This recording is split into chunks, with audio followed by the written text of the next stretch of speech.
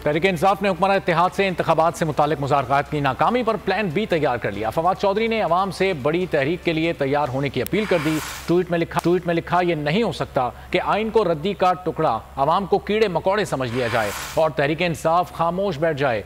तहरीक का आगाज कल लाहौर, इस्लामाबाद और पेशावर में होगा। नुक्ता उरूज तारीखी लॉन्ग मार्च होगा। आर्या पार मुज़ाकरात की नाकामी पर तहरीक इंसाफ का प्लान भी तैयार। रहनुमा PTI फवाद चौधरी ने अवाम से बड़ी तहरीक के लिए कमर कसने की अपील कर दी। ट्वीट में लिखा, मुज़ाकरात की कामयाबी चाहते हैं लेकिन नाकामी की सूरत में हिकमत अमली मुरतब कर ली है। ये नहीं हो सकता कि आइन को रद्दी का टुकड़ा अवाम को कीड़े मकोड़े समझ लिया जाए, तहरीक इंसाफ खामोश बैठ जाए। मरकजी सीनियर नायब सदर ने कहा, तहरीक का आगाज कल लाहौर, इस्लामाबाद और पेशावर में होगा। नुक्ता अरूज तारीखी लॉन्ग मार्च होगा। हवाए नफ्स की है हुक्मरानी, लुटेरा कर रहा है पासबानी।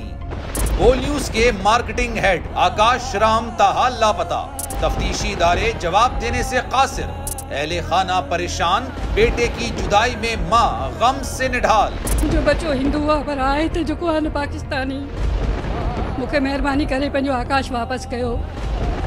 हुकूमत से बेकसूर और मुहिब्बे वतन बेटे की बाजियाबी के लिए फरियाद। आकाश राम के अगवा के खिलाफ अहले खाना की जानिब से सुप्रीम कोर्ट में दरख्वास्त दायर। सुप्रीम कोर्ट के चीफ जस्टिस उमर अता बंदियाल से आकाश राम के अहले खाना की जल्द समाअत की इस्तदा।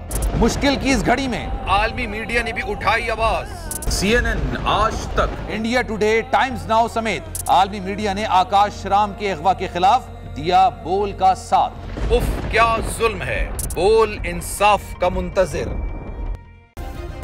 सब्सक्राइब करें और बेल दबाएं ताकि कोई खबर रह न जाए।